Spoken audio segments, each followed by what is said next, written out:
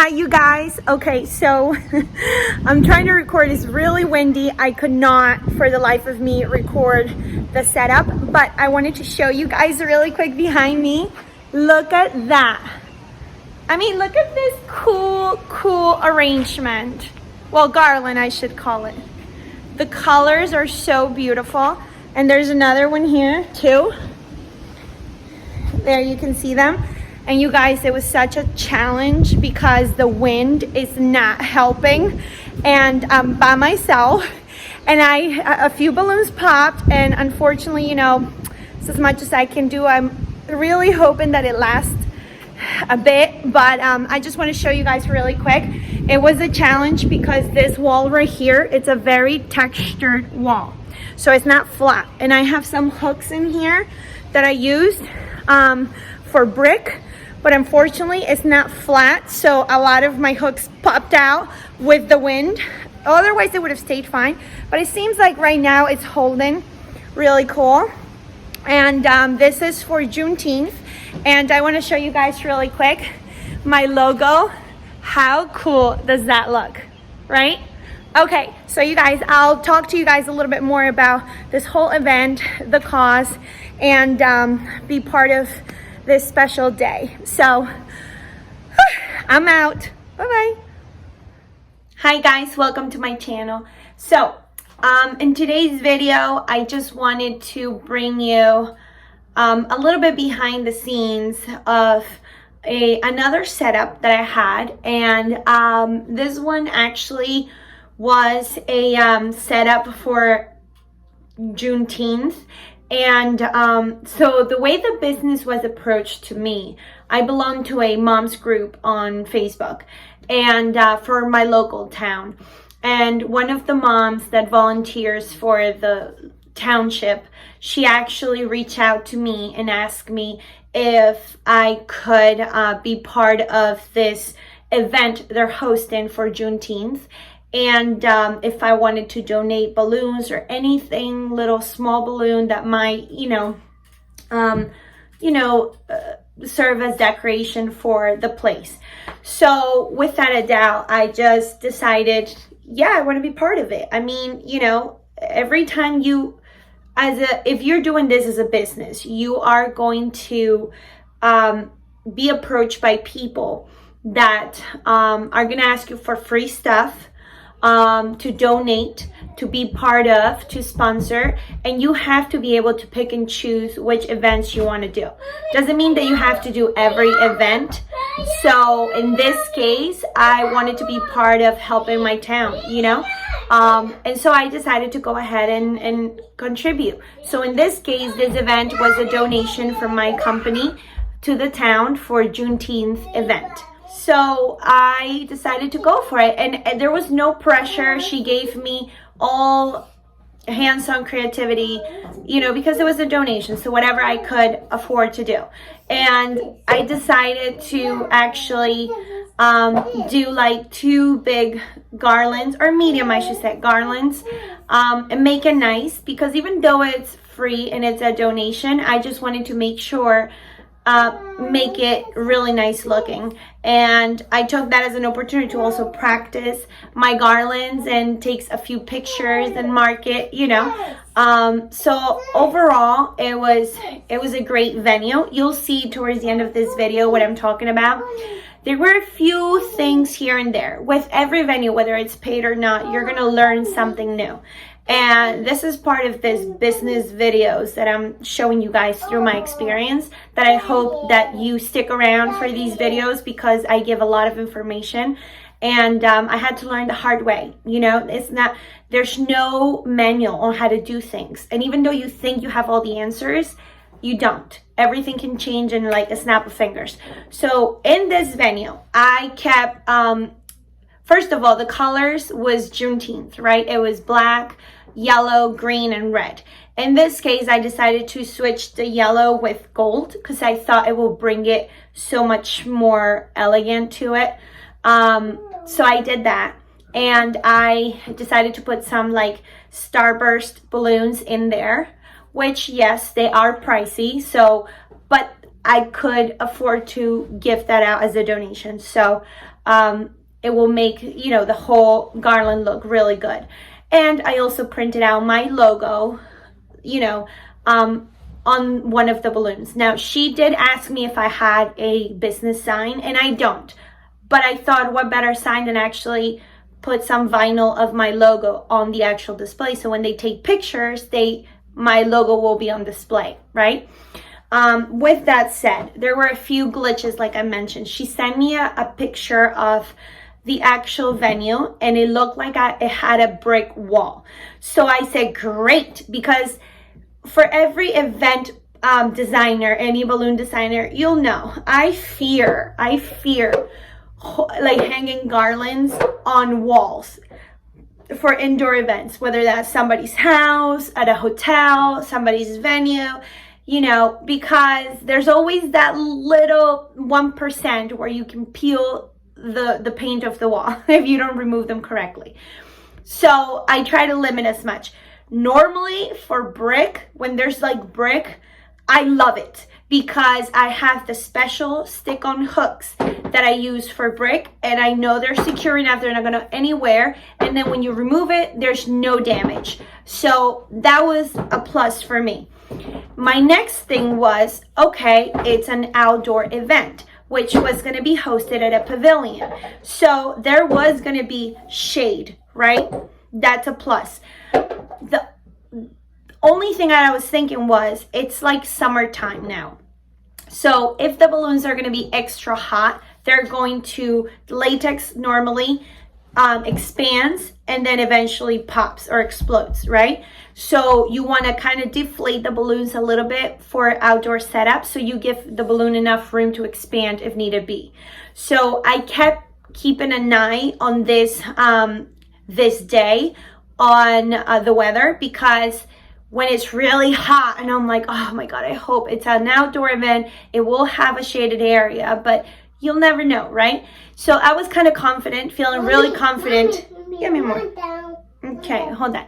So I was feeling, hold on guys, so as I was saying, you guys, I was feeling very confident because I knew I had shade. So I kept looking at the weather to make sure that, you know, just anything, rain, it's still a pavilion, so it's considered outdoors, it's just with a roof. So weather was going to be in the 67 degrees, good. It was going to be a little cloudy, which I was like, great. And you guys, so first of all, let me tell you this. I got to the event early, and there was a little, only two people, two custodians for the school, because the pavilion is really adjacent to the school property. So they were like, you know, unloading the tables and the chairs or whatnot. Okay. So I didn't have much guidance as to where these garlands were going to be. And that was fine. I mean, I was there. I figured it out. But let me tell you this wall.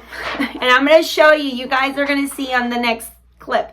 The wall was brick, but it was a texture brick. What do I mean by that? It wasn't flat. The freaking brick was not flat. So the hooks that I have, it works better if it's on flat surface, right? No, these were very texture, almost like a popcorn texture. So now I'm freaking out. Oh my God, if I put balloons right next to it, they're just gonna pop, and I'm not gonna have any design whatsoever. So I had spare clusters. I put them against, I wiggled them on the wall, and surprisingly, they did not pop. So I was like, all right, maybe I'm able to, you know, I said the heck with it. I'm just going to put them as much as I can. Hopefully they don't pop, but if they do, I mean, it was a donation. It wasn't like I was getting paid for it, you know, but I still wanted to put good work out there. So first of all, my hooks, they go on flat. They couldn't go flat. They were all like weird. So that kind of throws off how sturdy they can glue to the wall. But they glued. And so I put my balloons in there. I secure them with my 260s or whatever. And then we had the wind. So the way the pavilion was placed was literally the air was just hitting the balloons. I can tell you guys, this is why I couldn't record, and I feel so bad because I wish you guys would have seen it, but it was just me, myself, and I doing everything. And I'm telling you guys, the wind was awful. And I walked away from the piece to get something, and the wind would just move it around, wiggle it like it was nothing. And some balloons did pop and got compromised. You might not be able to see them on the video because I had enough clusters to keep building onto it to make it thicker looking. But man, that wind was terrible, you guys. And you know what, at the end of the day, there's so much you can do. You're a designer, you can't compete with storms, with heat waves, you can't compete with anything. You know, and that's the frustration behind it, because if this was actually a job that I got paid for, I will lose it. I tell you, it's just, my soul will be destroyed to pieces for the whole entire week. So with that said, you guys, I'm going to show you what I mean by the whole thing, because once done, I was able to take a video and explain to you guys, you know, my design. Unfortunately, I didn't get to record the actual event because I also didn't want my phone to be on a stand. The wind was so strong, I could have just knocked that thing flat out and I could have broken my phone. So the next thing is, I did meet some great people, and it was good to have that contact, because I was able to meet this this person that was part of the Spanish Society committee. So that was great, because she says that she loved my work when she saw it, and that she will be able to use me for future events. So that was good. I was able to talk to some of the dancers, musicians there, and you know, that's how you market yourself, you guys. Even though, see, this is what I was trying to explain to my friends and family and my husband, right? Yes, I didn't get paid for this event, but you get to pick and choose what events you want to collaborate with and contribute, right? If it's not within your pocket, you guys, don't, you know, very politely decline the invitation, because there's going to be people there that want everything for free. And that's not right either. I mean, it's my money, my time, right? And my stress. Like, I've been working on this display for a while now. So, but I get to pick and choose what I want. And for me, it was like a no-brainer. It had to do with my town. I want to get the name of my business out there in my town to get more business. So what better way to market than when they see these balloons and they say, oh my gosh, who did those? I want to hire her. So it's another form of marketing, and that's very important for you guys, especially the ones that are starting with business, right? Don't lower your standards. Don't give everything out for free. But you do get to pick and choose which people you want to collab with, right? Because you're going to have to think that not everything is money either. I mean, whatever, let me tell you this. There are people that get paid to market for you, and you can put that money towards that. Or you can, if you're doing most of your marketing through social media like I am, you want pictures, the visual, right? So I don't get to do pavilions every day. To me, that was a huge marketing point. It's within my town. I get to decorate free whatever I want, make it as big as I want. I get to take pictures of the place, videos of the place, post those pictures on my Instagram, on my Facebook, on my TikTok, all these other avenues for social media. So, you know, like, it was a no-brainer for me, at least, to be able to be part of this. And you know what? Overall, everything is not about money, you guys. There are going to be things that you're going to do out of your heart that means something to you, that make a change, and because you do want to be involved. And it may not pay you monetarily, but it pays you in gratitude in other ways. And this event particularly was a breakthrough for my town to start celebrating like Juneteenth, and soon like Spanish heritage. Hello, I'm Spanish. So, you know, all those things you got to keep in mind. How can I better myself? How can I market myself?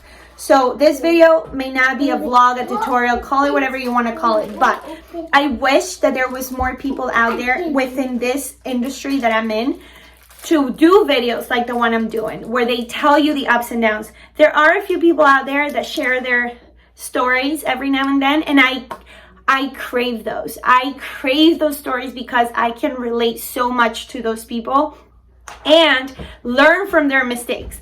Like, I can't tell you how many times I've heard stories like, oh my gosh, I didn't even think about if I go to the city and I do a setup, I didn't even think about charging on public parking.